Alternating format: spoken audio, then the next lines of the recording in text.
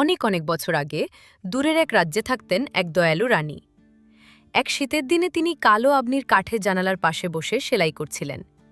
বাইরে নীরবে ঝরছিল সাদা তুষার। হঠাৎ সুই তার আঙুলে বিঁধে গেল। এক ফোঁটা লাল রক্ত পড়ল তুষারের ওপর। সাদা তুষার, লাল রক্ত আর কালো আবনির দিকে তাকিয়ে রানী মৃদু হেসে মনে মনে প্রার্থনা করলেন, হে ঈশ্বর, যদি আমার একটি কন্যা হই, তার গায়ের রং হোক তুষারের মতো সাদা, ঠোঁট রক্তের মতো লাল আর চুল আবনির মতো কালো। ঈশ্বর তার প্রার্থনা শুনলেন। অল্প কিছুদিন পর এক অপূর্ব সুন্দর কন্যা সন্তানের জন্ম হল। তার নাম রাখা হল স্নো হোয়াইট। কিন্তু দুঃখের কথা, স্নো হোয়াইট ছোট থাকতেই সেই ভালো রানী অসুস্থ হয়ে মারা গেলেন। রাজপ্রাসাদ শোকের ছায়ায় ঢেকে গেল। কিছুদিন পর রাজা আবার বিয়ে করলেন। নতুন রানী ছিলেন খুব সুন্দর, কিন্তু তার হৃদয় ছিল কঠিন। তিনি নিজের সৌন্দর্য ছাড়া আর কিছুই ভাবতেন না। তার কাছে ছিল এক জাদুর আয়না। প্রতিদিন সকালে তিনি আয়নার সামনে দাঁড়িয়ে বলতেন, আয়না আয়না, দেয়ালে, কে সবচেয়ে সুন্দর এ জগতে? আয়না বলতো, আপনি মহারানী, সবচেয়ে সুন্দর। বছরের পর বছর এভাবেই চলল। স্নো হোয়াইট বড় হতে লাগল। সে শুধু সুন্দরী নয়, খুব দয়ালু, বিনয়ী আর সবার প্রতি স্নেহশীল ছিল। পাখিদের সঙ্গে কথা বলতো, বাগানে ফুলের যত্ন নিত, প্রাসাদের সবাই তাকে ভালোবাসত। একদিন রানী আবার আয়নাকে প্রশ্ন করল, কিন্তু এবার আয়নার উত্তর বদলে গেল। মহারানী, আপনি সুন্দর ঠিকই, কিন্তু স্নো হোয়াইট আপনার চেয়েও 1000 গুণ বেশি সুন্দর। এই কথা শুনে রানীর চোখ জ্বলে উঠল হিংসায়। রানী এক শিকারীকে ডেকে বলল, স্নো হোয়াইটকে গভীর জঙ্গলে নিয়ে গিয়ে হত্যা করো, প্রমাণ হিসেবে তার হৃদয় নিয়ে এসো। কিন্তু শিকারী স্নো হোয়াইটের নিষ্পাপ মুখ দেখে কেঁদে ফেললেন। সে তাকে বলল, পালাও ছোট্ট রাজকন্যা, আর কখনো ফিরে এসো না। সে রানীকে ঠকাতে একটি বন্য শূকরের হৃদয় নিয়ে গেল। ভয়ে কাঁপতে কাঁপতে স্নো হোয়াইট জঙ্গলের ভেতর হাঁটতে হাঁটতে একটি ছোট্ট কুটির পেল। ভেতরে সবকিছুই ছোট, 7টি থালা, 7টি মগ, 7টি চেয়ার আর 7টি ছোট বিছানা।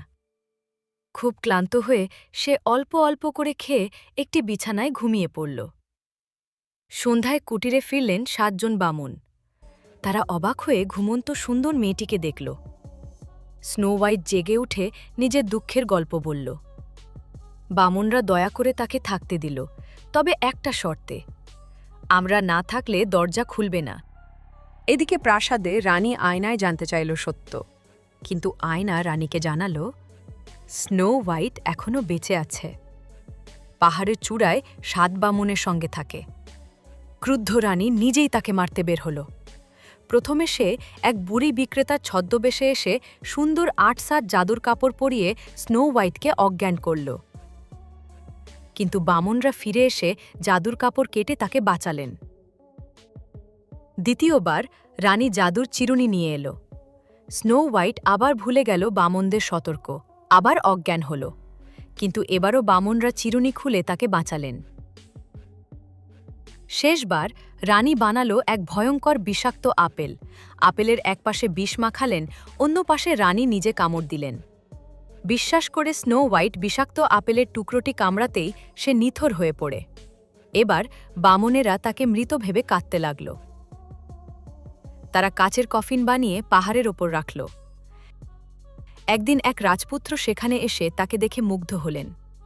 কফিন বহনের সময় রাজপুত্রের চেষ্টায় বিষাক্ত আপেলের টুকরোটি তার গলা থেকে বেরিয়ে গেল। স্নো হোয়াইট চোখ খুলল, সে বেঁচে উঠল। রাজপুত্র আনন্দে তাকে বিয়ের প্রস্তাব দিলেন। স্নো হোয়াইট রাজি হল। তাদের বিয়ের খবর শুনে রানী আবার আয়নার কাছে গেল। আয়না বলল, স্নো হোয়াইট এখন রানী, আর সে তোমার চেয়েও 1000 গুণ সুন্দর। ক্রোধে অন্ধ হয়ে রানী ছদ্মবেশে বিয়েতে উপস্থিত হলেন। উজ্জ্বল অপরূপ বধূকে দেখেই তিনি স্নো হোয়াইটকে চিনতে পারলেন।